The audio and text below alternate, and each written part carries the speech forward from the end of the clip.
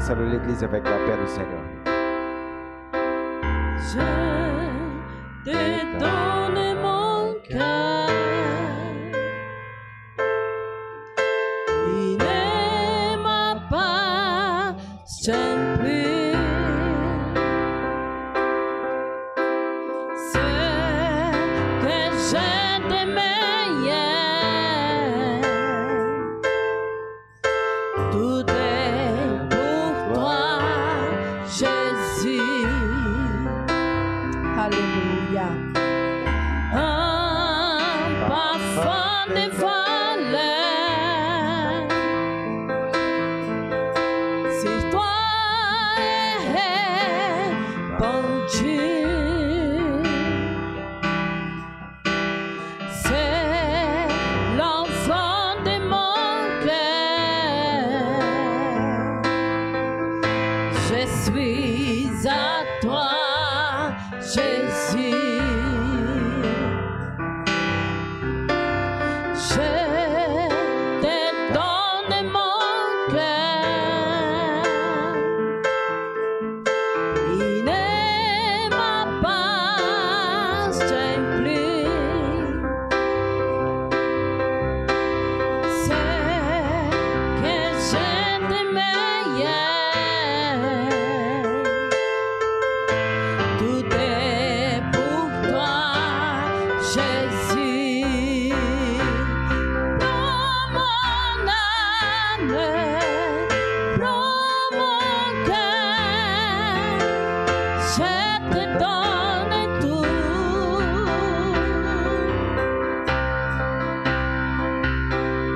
Prends ma vie, me voici, je te donne tout.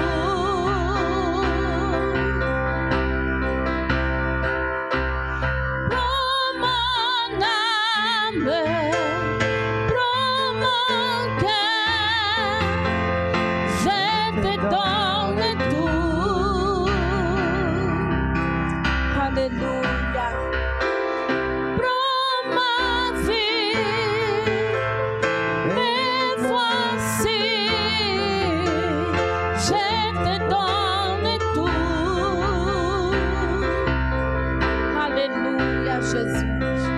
Mon cœur est à toi. Tout à toi.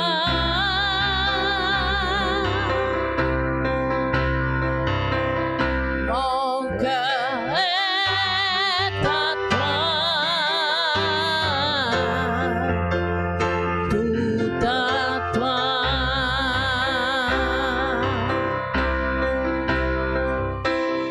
Prends mon âme, prends mon cœur, je te donne tout.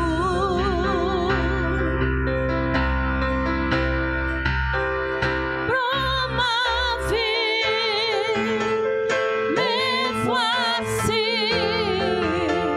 je te donne tout. Alléluia.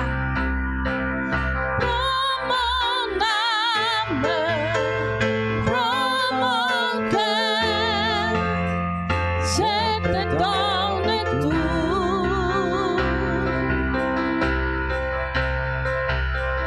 Prends ma vie, me voici, je te donne tout.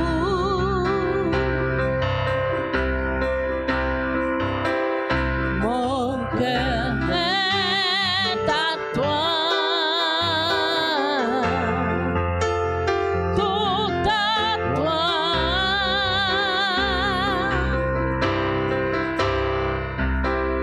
Mon cœur est à toi. Tout à toi. Alléluia, Senhor, louvado seja o teu nome. Alléluia, Seigneur. Loué soit ton nom.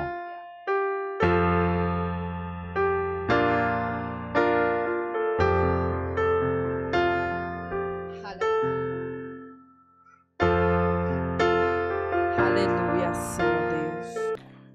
Gloire à Jésus. Je salue le frère avec la paix du Seigneur Jésus. Que Dieu vous bénisse à tous ceux qui sont venus au culte.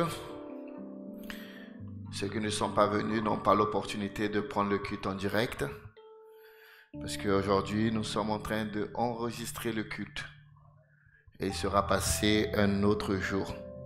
Mais vous qui avez tout laissé pour venir ici, vous pouvez prendre le culte directement, la nourriture chaude, pas réchauffée au nom de Jésus. Amen. Que Dieu vous bénisse au nom de Jésus-Christ. Prions pour que le Seigneur puisse ouvrir votre connaissance et votre sagesse, parce qu'on va commencer à enseigner la parole du Seigneur. Père éternel, je ne sais pas enseigner, Seigneur Dieu, mais ton Esprit Saint, il enseigne qu'au plus profond du cœur, Seigneur, et donne l'intelligence et la sagesse pour qu'on puisse comprendre ta parole. Chaque personne qui est arrivée jusqu'ici, Seigneur, c'est des personnes, Seigneur Dieu, qui ont le cœur ouvert, prêt, disposé, Seigneur Dieu, à écouter plus de toi. Par ton Saint-Esprit, Seigneur Dieu, que tu viennes, Seigneur Dieu. Et que tu puisses, Seigneur Dieu, leur donner, Seigneur, la capacité de comprendre. Et quand ils vont comprendre, Seigneur, que cette capacité l'enseigne à être plus sage en toi, au nom de ton Fils Jésus-Christ.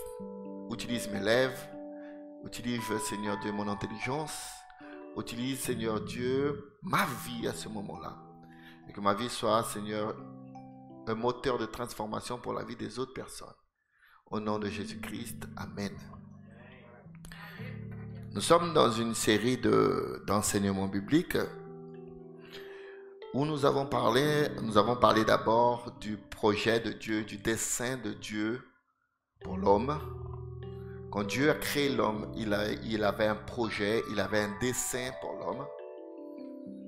Après, nous avons parlé que le dessein que Dieu avait pour l'homme, c'est écrit dans le livre de Genèse, chapitre 1, verset 26. C'est un dessein de domination, de royauté. Dieu a créé un prince. Et que le but de ce prince, c'était amener la culture du ciel, la culture de l'éternité, au nouveau monde que Dieu avait créé, c'était la terre. Et que l'homme, il avait un travail d'ambassadeur de Dieu sur la terre. Son travail, c'est transmettre la volonté de Dieu dans un monde, dans un royaume que Dieu avait créé. Mais nous avons compris que la désobéissance et la rébellion est entrée dans le cœur de l'homme. Et l'homme a chuté, il a abandonné cette position. Et le royaume que Dieu avait créé, la principauté qui était sur la terre, elle est devenue sans gouvernement. Et comme elle est devenue sans gouvernement, nous avons compris plus tard qu'un autre prince s'est élevé sur la terre. Et que ce prince a eu l'autorité sur la terre qui était donnée par le prince qui avait chuté. Ça veut dire l'homme avait donné l'autorité sur le monde terrestre à Satan. Et Satan, il régnait, ça veut dire il mettait ses règles. Plus maintenant la culture du ciel, mais la culture des ténèbres, la culture de l'ignorance. Et nous avons appris aussi que le diable, pour empêcher que l'homme s'en sorte, que l'homme voit qu'il est dans le mauvais chemin, le diable a utilisé l'ignorance. Et le mot ignorance, ça veut dire obscurité, ténèbres, noir, tout ce qui est dans l'ombre, tout ce qu'on n'arrive pas à voir. Et la Bible dit que le diable est le prince de l'ombre, prince de la ténèbre. La ténèbre qui veut parler à ce moment-là, c'est ce qu'on n'arrive pas à voir. Il faut faire une différence entre noir et ténèbres, entre nuit et ténèbres. Il y a deux choses différentes. La Bible dit que quand Dieu est descendu sur la terre était dans les ténèbres, plongée dans la ténèbre. Comprenez bien que la ténèbre, elle existait déjà. Et qu'il y avait l'Esprit de Dieu qui était sur la surface de l'eau. Mais quand Dieu a créé les animaux, il a séparé la lumière et il a séparé la jour et la nuit. Et c'est à ce moment qu'il a créé la nuit. Et à ce moment qu'il a créé aussi le jour. Il a dit, je veux faire le soleil pour éclairer le jour et la lune pour éclairer la nuit. Donc la nuit et le jour étaient créés après les ténèbres qui étaient déjà créées. Donc quand la Bible parle de ténèbres, c'est une chose. Quand la Bible parle de nuit, c'est une autre chose. Vous comprenez bien? Donc la ténèbre, c'est un état de tellement c'est tellement noir, c'est tellement dans l'obscurité qu'on n'arrive pas à voir devant notre nez. Vraiment, c'est un état vraiment très noir. Et la nuit, on arrive à se déplacer quand même. Qu'est-ce que je veux dire avec cela? Que la Bible dit que l'ignorance ça veut dire dans l'hébreu le mot ténèbres, le mot obscurité. Ça veut dire qu'on n'arrive pas à voir. Donc le diable est le père de l'obscurité, le père de la ténèbre, le père de l'ignorance. Jésus, il est venu pour changer cette situation. Il a dit qu'il est le père de la lumière. On a compris que lumière, ça veut dire connaissance. En hébreu, le mot lumière, ça veut dire connaissance. C'est pour ça que Jésus dit, tu vas connaître la vérité et la vérité va te délivrer de l'ignorance. Et Dieu aussi a révélé dans sa parole par les prophètes que l'ignorance amène à la mort. Il dit comme ça, mon peuple, il périt parce qu'il n'examine pas les Écritures. Mon peuple périt par manque de lumière. Donc, quand il a le manque de lumière, il est dans les ténèbres. Jésus, il est venu nous amener la lumière. Et il a dit, je suis la lumière je suis le sel de la terre. Mais quand il est mort, il a ressuscité, il a pris un peuple et il a dit, vous êtes la lumière du monde. Vous êtes le sel de la... Aujourd'hui, les hommes qui sont dans les ténèbres regardent la lumière en nous. Donc nous sommes l'exemple. Donc nous avons une mission aujourd'hui. Nous avons un dessein de redonner à l'humanité l'envie de faire partie du royaume qui était perdu et que Jésus-Christ a reconquis dans la croix du Calvaire. Alléluia. C'est pour ça qu'il dit que Jésus, il est venu avec une mission de reprendre l'autorité royale. Donc Jésus, il est venu avec une mission. Ce n'est pas de former encore une religion, c'est pas de créer une religion chrétienne, c'est pas de créer une religion juive. Il est venu avec une mission. Donc il y a le dessein des hommes, il y a le dessein de l'Église et il y a le dessein de Jésus. Il était destiné à quelque chose. Amen. Donc on va lire Luc 4, 42 à 44. Vous allez comprendre quelle était la mission principale de Jésus. Est-ce que la mission principale de Jésus était créer la religion chrétienne? Non. Donc, quelle était la mission principale? Est-ce que la mission principale de Jésus, c'était de guérir les personnes? Il a guéri. La Bible dit que par ses blessures, nous sommes guéris. Mais ce n'était pas celle-là la mission principale de Christ. Quelle est la mission principale de Christ? Dit Luc 4, 42 à 44. Dès qu'il fit jour, Jésus sortit de la maison et se rendit dans un lieu désert. La foule se mit à sa recherche et, après l'avoir rejoint, voulurent les retenir pour qu'ils ne quittent pas. Mais il leur dit, je dois aussi annoncer la bonne nouvelle du royaume à autre ville. Et à la fin il dit car c'est pour cela que Dieu pour cela que Dieu m'a envoyé.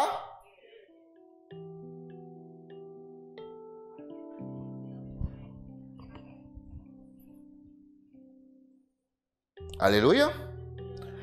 Donc, quelle est la mission de Dieu, de Jésus? Prêcher la bonne nouvelle de quoi? Donc, du royaume. Il y a une bonne nouvelle dans ce royaume. Qu'est-ce que veut dire le mot évangile? Le mot évangile, nous sommes des évangéliques. Qu'est-ce que ça veut dire le mot évangile? Bonne nouvelle du royaume. Si nous sommes des évangéliques, quelle est notre mission?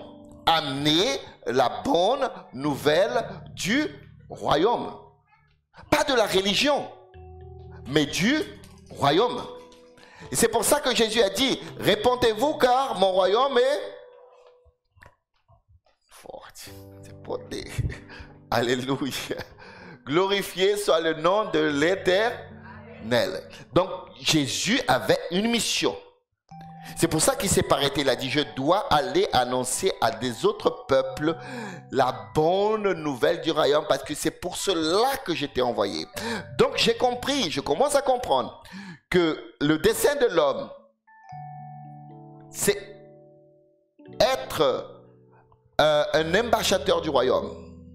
La mission de l'Église, c'est contaminer le monde, c'est aller dans le monde entier, annoncer que le royaume est déjà arrivé. Et la mission de Christ, c'est annoncer la lumière du royaume. Alléluia. Tout l'évangile parle de ce royaume. Qui peut donner gloire à Dieu pour cela? Donc je veux que vous notez 3 mots très importants pour tout ce qu'on va étudier à partir d'aujourd'hui. Le premier mot que je veux que vous notez, c'est connaissance. Le deuxième mot, c'est compréhension. Et le troisième mot, c'est sagesse. La connaissance, pour que je puisse avoir la connaissance, il faut que j'ai une information. La connaissance, elle vient d'une information. C'est pour ça que la Bible dit, connaîtrez la vérité. Après que je connais la vérité, je passe à une action. Quelle est l'action qui vient après que je connais la vérité? Une action de délit. Et la vérité vous affranchira. Donc sans la connaissance, je ne peux pas avoir une action. Sans la connaissance de la parole de Dieu, je ne peux pas agir de la bonne manière. Donc la Bible nous enseigne à d'abord connaître. Donc quand je cherche à connaître, je cherche à m'appliquer dans cette connaissance. Normalement, le jour de jeudi, c'est le jour d'enseignement, de connaissance. Tout le monde qui a envie d'avancer dans le royaume de cieux, d'avancer dans la prédication, d'avancer dans l'œuvre de Dieu, doit venir se remplir de connaissances. Après qu'il se remplit de connaissances, il passe à pratiquer cette connaissance. Alléluia. Donc, pour pratiquer la connaissance, il doit d'abord comprendre. Donc, je viens, j'écoute, mais si je ne comprends pas, est-ce que je peux l'appliquer? Non. Donc, je dois d'abord écouter. Après que j'écoute, je dois comprendre ce que j'écoute. Et après, je vais l'appliquer. Et le mot sagesse, sabedoria, elle est liée au synonyme d'application d'une connaissance. Quand tu dis que quelqu'un est sage, c'est que sa conduite, c'est une conduite d'application de ce qu'il a entendu, compris, et il commence à vivre ce qu'il a compris. Quand tu vois un chrétien qui commence à changer, un chrétien qui vient à l'église, quelqu'un qui se convertit au Seigneur, il arrive mais il continue à agir de la même manière. Il commence à venir à l'école de l'enseignement. Il commence à venir à l'école biblique. Il commence à venir à l'école dominicale. Dans très peu de temps, tu vois que sa vie commence à changer. Son comportement commence à changer. Même son vêtement commence à changer. Sa manière de parler, il commence à changer. Qu'est-ce qu'il est en train d'avoir? Là, ça. Alléluia. Pour qu'il ait la sagesse, il faut qu'il comprenne. Et quand il comprend, il peut appliquer cette sagesse. Amen. Les 3 mots clés pour que vous puissiez comprendre et grandir dans l'enseignement de la parole de Dieu. Maintenant, je vous invite à comprendre quelque chose. Jésus, il a eu toute sa vie d'apprentissage. La Bible dit que pendant 30 ans, on voit que Jésus était dans le silence. Qu'est-ce que Dieu veut nous dire? D'abord, Dieu nous enseigne, nous amène à une connaissance. Après qu'on a cette connaissance, Dieu peut nous utiliser. Mais il va nous utiliser dans le bon moment. Dans le moment où pas que Dieu, mais l'entourage qu'on vit peut nous accepter déjà comme enseigneur. Vous savez à quel âge, à l'époque de Jésus-Christ, on pouvait devenir un rabbin? À l'époque de Jésus-Christ, pour devenir un rabbin, il devait avoir 30 ans. C'était l'âge minimum pour devenir un rabbin. Quand Jésus a commencé à apparaître et enseigner par la première fois, quel âge il avait? 12 ans, on l'a vu discuter avec les sages. Il discutait. On voyait qu'il était déjà en train d'apprendre. Mais il était à l'école. Il discutait. Ça veut dire que je connais sur un sujet et je peux discuter avec quelqu'un sur un sujet. Et les gens trouvaient qu'il était très sage. Mais au moment qu'il a monté au pupitre pour prêcher par la première fois, il avait 30 ans. Donc il a passé un moment dans le silence. Mais il n'était pas dans le silence. Il était dans l'étude biblique. Il était à l'apprentissage de la parole. Même si personne ne te voit aujourd'hui, remplis-toi de connaissances. Alléluia. Parce que tu es né pour être représentant d'un royaume. Et tu es né pour représenter un roi. Et ce roi est le Seigneur des Seigneurs. Alléluia. Et quand les gens vont te voir par la première fois, ils vont de suite voir que tu es différent. Quand ils ont vu Jésus par la première fois, la deuxième chose qu'ils ont dit, c'est Rabbi. Qu'est-ce que veut dire le mot Rabbi? Maître. Alléluia. On n'a pas dit qu'il était à peu près. Ils n'ont pas dit qu'il était presque à la hauteur. De suite, après le voir prêcher, ils ont dit Rabbi. Ça veut dire maître. Alléluia.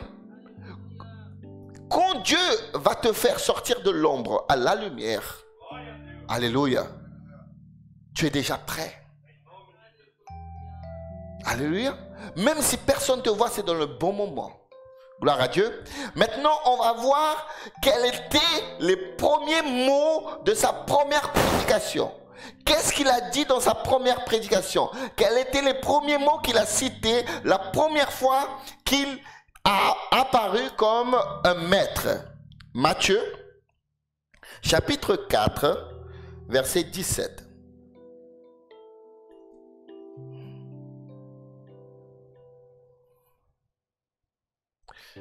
Matthieu 4, 17. De ce moment, Jésus commença à prêcher. C'est la première fois qu'il prêche, certes. C'est là qu'il a commencé à prêcher. Et à dire, répondez-vous, car le royaume des cieux est... Alléluia. La première fois que le son de prédication est sorti de la bouche de Jésus-Christ, la première fois qu'il a commencé à citer les premiers mots de sa prédication, il a déclaré pourquoi qu'il était venu. Parce que tout à l'heure, on a lu pourquoi que Dieu l'a envoyé. Il avait une mission. comme nous avons une mission, comme l'Église a une mission. Maintenant, il va commencer à parler par la première fois. Et le premier mot qu'il dit, c'est changer votre mentalité. Le mot répondez-vous, c'est changer d'attitude. Alléluia. Et aussi, ce même mot est utilisé pour que tu changes ta forme de pensée. Parce que pour les Juifs, pour que tu changes une attitude, d'abord tu dois convaincre quoi? Ta mentalité. Tu ne peux pas changer ton corps de direction si tu ne changes pas d'abord ta façon de penser. Je dois changer de direction. C'est la tête qui dirige le... Donc quand Jésus dit répondez-vous, il va dire je vais vous parler de quelque chose de nouveau. Mais pour que vous puissiez comprendre de ce que je vais vous parler, vous devez en premier commencer à changer votre pensée. Et il dit parce que j'ai quelque chose à vous parler et c'est quelque chose que vous avez perdu, ça fait longtemps. Mais je suis là pour vous amener cette nouvelle. Et cette chose-là s'appelle quoi? Comment elle s'appelle? La religion chrétienne. C'est ça? C'est quoi? Le royaume. Alléluia. Jésus a commencé à dire que nous devons changer notre pensée parce que ce qu'il allait nous dire allait nous bousculer. Et c'est pour ça que les pharisiens ne voulaient pas de Jésus. Parce que Jésus n'est pas venu appuyer la religion juive, ni créer la religion chrétienne. Il est venu nous donner l'autorité royale qui était sur lui. Qu'est-ce que ça veut dire le mot autorité? Qui sait me dire qu'est-ce que ça veut dire le mot autorité? Si vous ne savez pas, j'ai pris dans le dictionnaire. Lisez Genèse 1, 26. L'autorité, ça veut dire domination. Genèse 1, 26. Puis Dieu dit, faisons l'homme de sorte qu'il soit notre image, qui nous ressemble, qu'il domine sur les poissons de la mer, sur les oiseaux du ciel, sur les bestiaux, sur toute la terre et sur tous les reptiles et les insectes. Dieu a défini exactement sur quoi l'homme devait régner.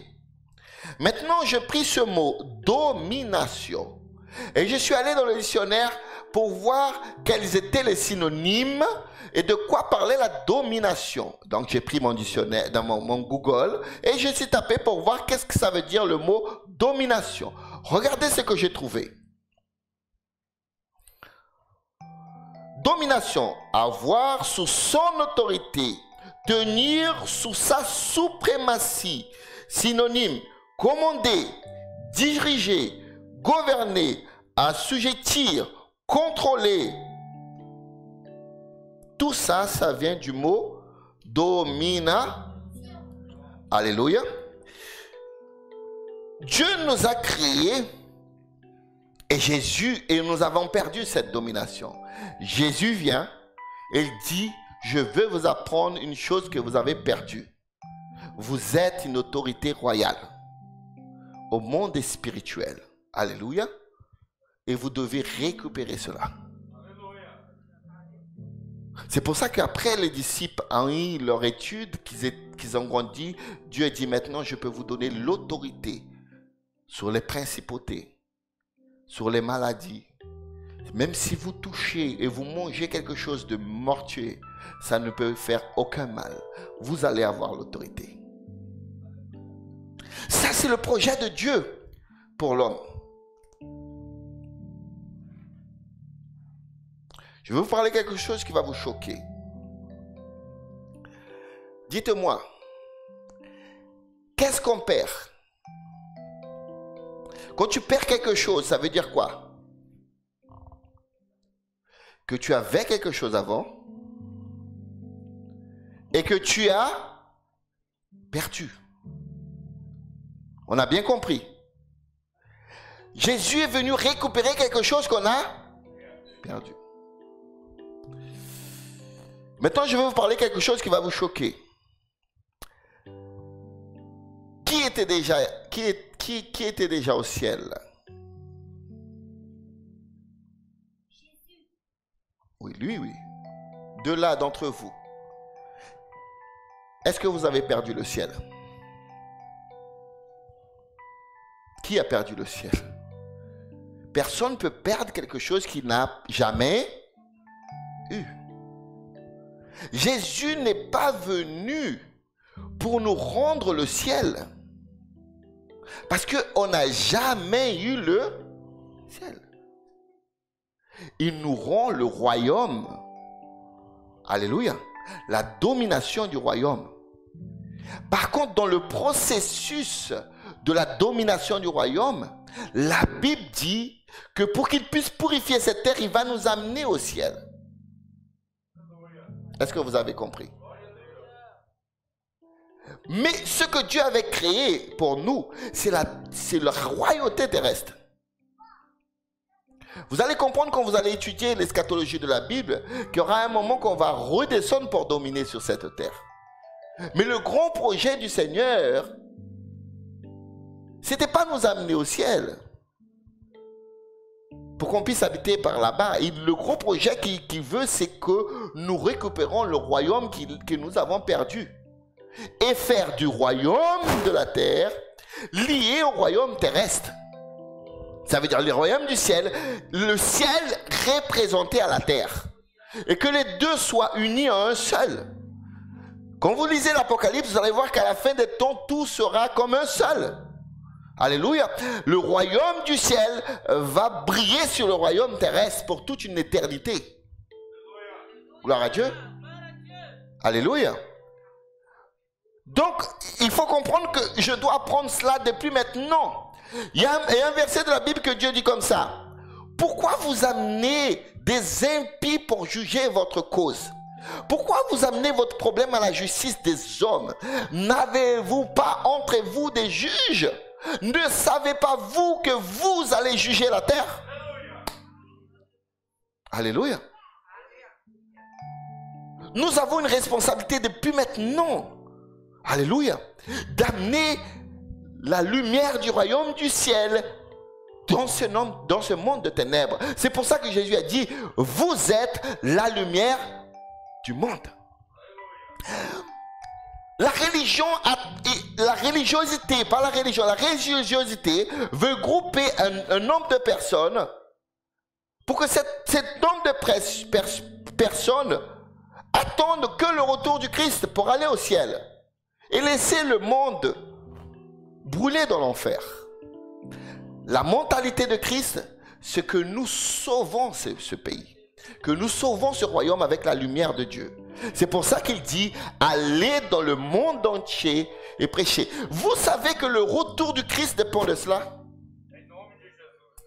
C'est ça que les gens ne comprennent pas. Tant que vous êtes dans l'église et que vous attendez le retour du Christ ici, Jésus ne va pas revenir. Jésus revient quand moi j'arrive à contaminer le monde avec la lumière de Christ et amener les gens à la lumière. Tant que cet évangile ne soit pas prêché dans le monde entier, alléluia, tant que ce royaume ne contamine pas le monde entier, Jésus-Christ ne vient pas. Est-ce que vous comprenez? Donc le dessein de l'église, c'est d'aller prêcher, de contaminer. Quand on est dans le travail, on amène quoi? Le royaume de... Alléluia. Quand je suis à l'école, je contamine avec le royaume de Dieu. Ma mission, c'est être ambassadeur de Christ Jésus sur terre. Ambassadeur du royaume de Dieu. Tant que l'église n'a pas compris cela, l'église est ensemble, dans un groupe, et attend que Jésus revienne. Et Jésus dit, mais ce n'est pas ça votre mission. Si vous envoyez un ambassadeur dans un pays, et il reste dans son consulat toute la journée, il n'a rien fait d'important pour le pays. Il est en train de se bénéficier de l'argent du gouvernement et vivre une belle vie dans un autre pays. Mais qu'est-ce qu'il fait pour le pays? Est-ce qu'il est en train d'influencer le pays où il est avec son pays d'envoi? Oui ou non? Non. Si tu envoies un ambassadeur dans un pays, c'est pour que cet ambassadeur amène la culture du pays d'où il vient et essaye de transmettre cette culture au pays où il est, pour que ce pays où il est puisse avoir un bon regard sur le pays d'où il vient. Et Jésus a dit, vous êtes des ambassadeurs de Dieu. Mais si ce consul, il décide de rester dans le consul et en profiter de tous les bénéfices, et quand il a besoin, il appelle le pays, il dit, oh, j'ai besoin d'argent, j'ai besoin de voitures, j'ai besoin de ça. Qu'est-ce que le gouvernement du pays va faire? Il va dire, sors de là, tu n'es pas digne de me représenter parce que tu es en train de manger tout l'argent de mon pays et tu ne fais rien dans ce pays pour influencer. Si vous comprenez ce que je vous dis, vous allez faire une analyse de vous-même. Est-ce que vous êtes en train d'être des véritables ambassadeurs dans le monde où Dieu vous a mis, dans le travail où il vous a mis, dans l'école où il vous a mis, dans le club de sport où il vous a mis, où que vous êtes, est-ce que véritablement vous êtes un ambassadeur de Christ Jésus? Si vous n'êtes pas, vous êtes un imposteur. Si vous n'êtes pas, vous êtes en train de en profiter du bénéfice du royaume pour vous tout seul. Et Jésus nous a appelés à influencer le monde. Aller dans le monde entier. Parler de mon évangile. Qu'est-ce que ça veut dire évangile? Bonne nouvelle du... Alléluia. Qu'est-ce que ça veut dire l'évangile? Bonne nouvelle du... J'ai une bonne nouvelle du royaume à te dire. Chaque jour, c'est celle-là, l'intention de chaque chrétien. Il doit se réveiller avec ça. Qu'est-ce que j'ai fait pour le royaume de Dieu aujourd'hui? Parce que si je pense que comme la religion, je dis, j'ai pas péché aujourd'hui, Seigneur. Je n'ai pas péché, hein. J'ai pas péché, je suis bien, hein. J'ai pas menti, j'ai pas volé, mais tu es chez toi. Eh bien, tu n'es pas obéissant. Le Seigneur t'appelle à une obéissance. Soyez un ambassadeur du royaume. Réanalysez votre position dans le royaume. Si vous vous analysez dans la religion, vous dites, moi je suis, le pasteur ne m'a pas appelé pour être ouvrier, le pasteur ne m'a pas appelé, il me donne aucune opportunité, donc je ne veux rien faire. Mais si vous pensez comme un royaume, vous allez dire, je suis ambassadeur de Christ Jésus, je dois prendre ma position d'un ambassadeur dans le royaume de Dieu. Glorifié soit le nom de l'Éternel. Luc 4, 46, 49.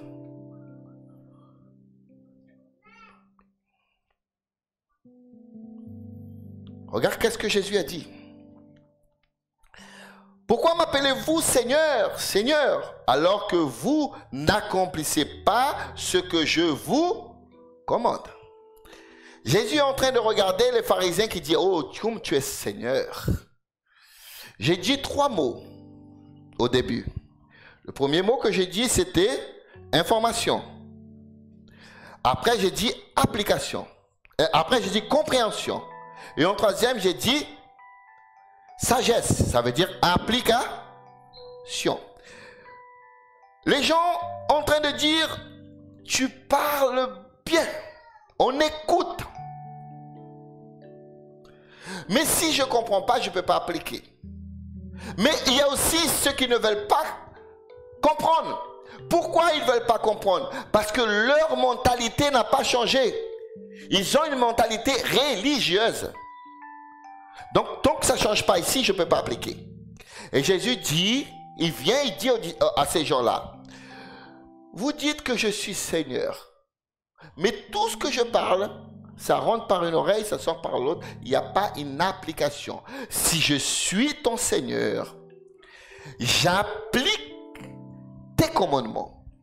Je veux que vous preniez votre main, tapez dans la poitrine du Seigneur. Si tu es mon Seigneur, je dois appliquer tes commandements. Si véritablement tu es mon Seigneur, je veux appliquer ton commandement. Alléluia. Parce que ça veut de rien que tu dis, tu es chrétien. Oui, je suis chrétien. Tu es chrétien. Oui, je suis chrétien. Mais tu n'appliques pas l'ordre du maître. Et il va continuer à dire.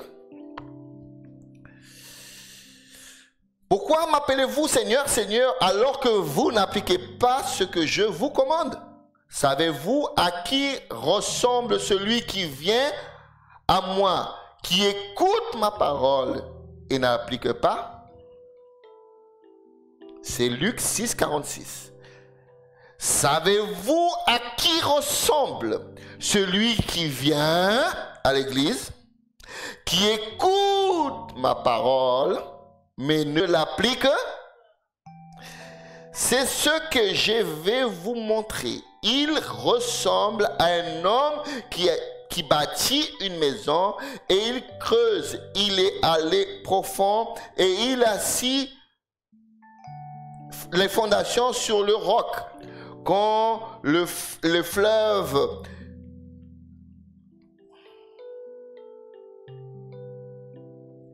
non, excusez-moi. Savez-vous à qui ressemble celui qui vient à moi et qui écoute mes paroles et les applique? C'est pas celui qui n'applique pas. Et les applique. C'est ce que je vais vous montrer. Il ressemble à un homme qui bâtit une maison et il creuse. Il est allé profond et il assit la fondation sur le rocher.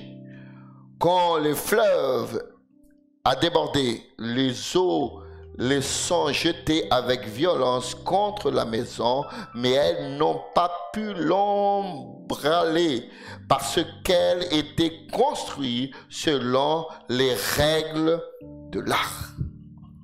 C'est simple. Le Seigneur a dit, si vous êtes de mon royaume, vous m'écoutez.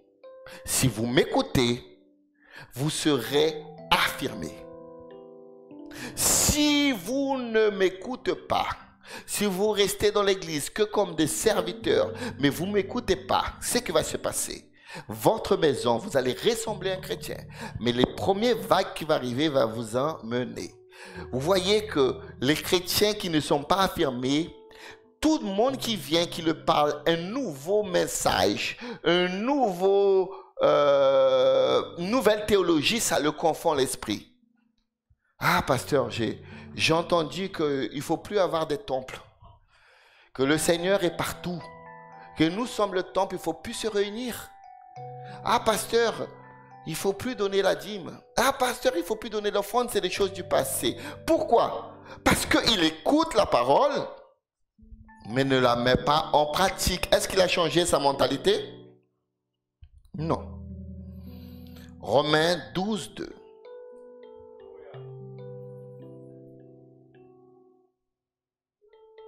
Ne prenez pas comme modèle le monde actuel, mais soyez transformés par le renouvellement de votre intelligence pour pouvoir discerner la volonté de Dieu, ce qui est bon et qui lui plaît et ce qui est parfait.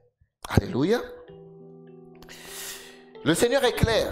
Tu ne vas pas arriver à changer d'attitude si tu n'ouvres pas ta mentalité pour écouter la parole de Dieu. Si tu n'essayes pas de comprendre c'est quoi le royaume des cieux. L'Église, la Bible dit dans Apocalypse 5 que Jésus a créé pour lui un royaume de rois et sacerdotes. Tu as une mission, transmettre la culture du ciel sur la terre. Dieu, quand il a créé Adam, qu'il a mis Adam comme ambassadeur du ciel sur la terre, il venait toutes les après-midi pour transmettre la culture du ciel à Adam. Aujourd'hui, nous sommes des chrétiens. Nous venons dans le royaume de Dieu. On doit continuer à manger de cette culture à travers de l'enseignement de la parole de Dieu. Et examinons les Écritures, comment Christ nous a enseigné à être, pour qu'on puisse être véritablement comme Christ.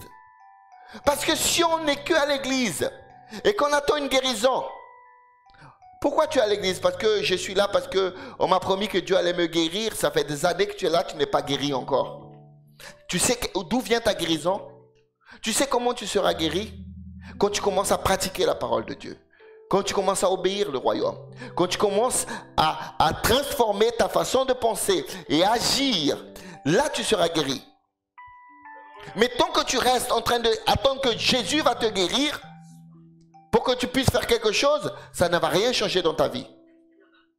Tant que tu attends que Jésus te donne un bon travail, que Jésus te donne un bon mariage, que Jésus te donne tout ce que tu veux pour que tu puisses les servir, tu dois changer cette mentalité.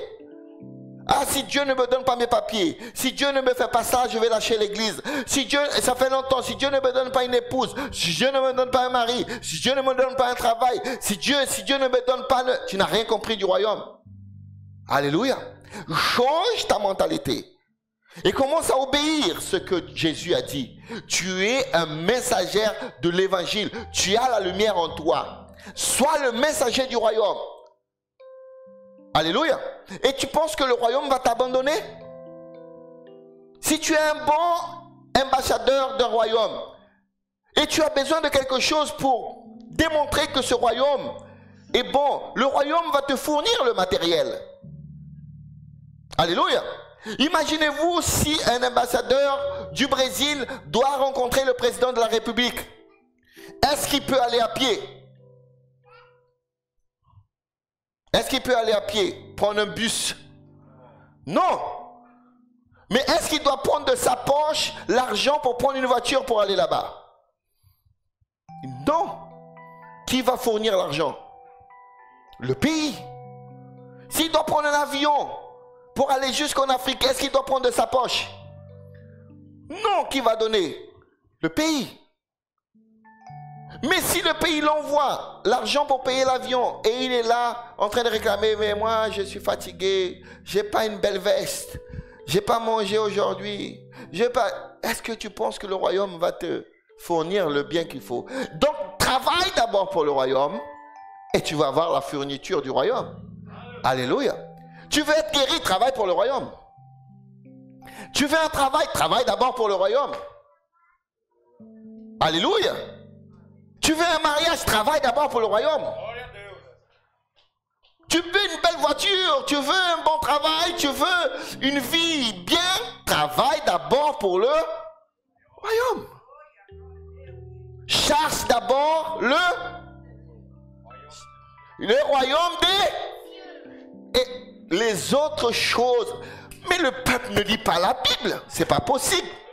C'est écrit. Cherche d'abord la religion.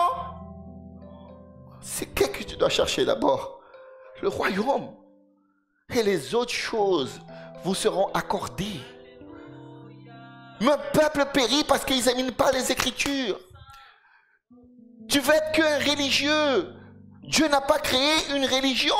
Le mot religion, ça veut dire relié à Dieu. Dieu veut transmettre l'image, la lumière de son royaume sur le royaume terrestre. Et à travers des ambassadeurs, des hommes de l'église que Dieu a fondé pour amener la culture du ciel à la terre. Alléluia. Plus on comprend cela, plus l'église va grandir.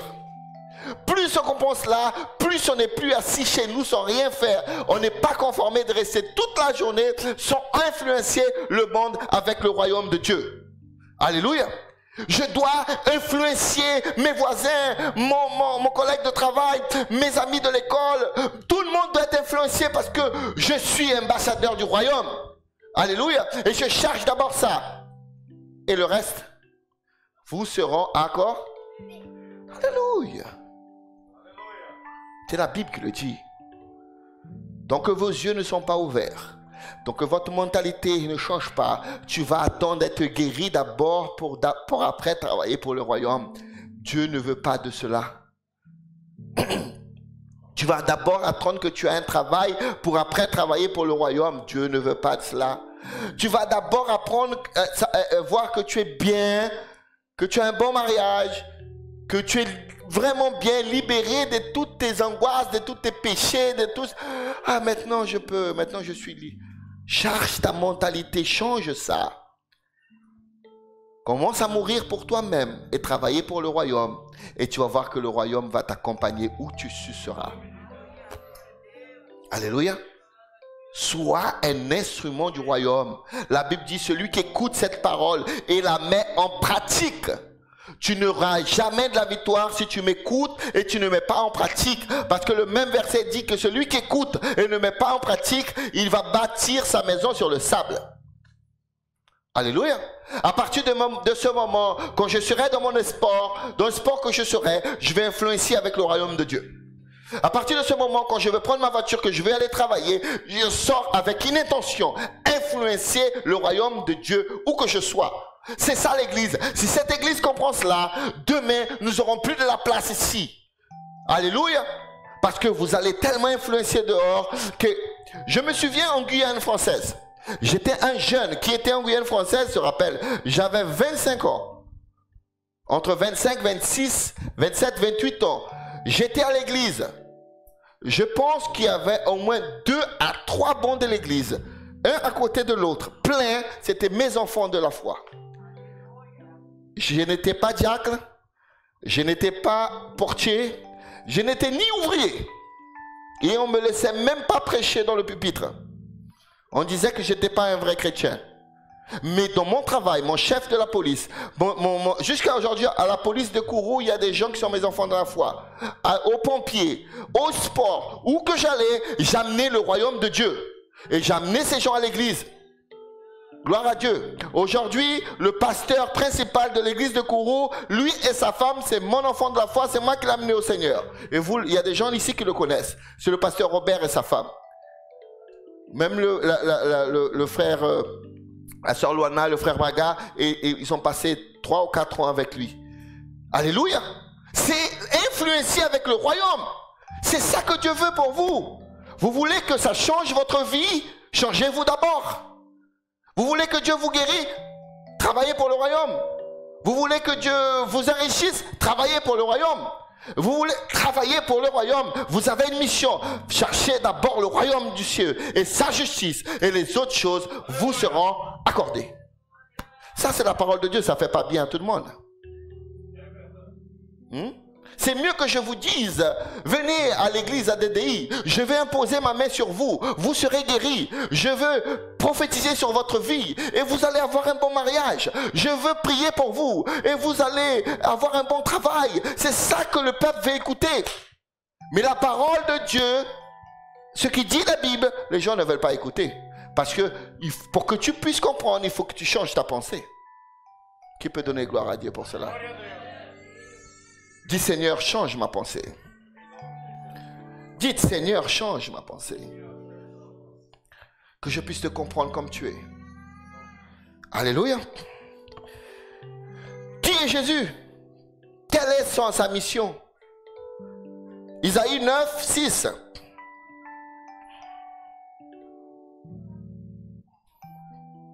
C'est le dernier verset pour aujourd'hui.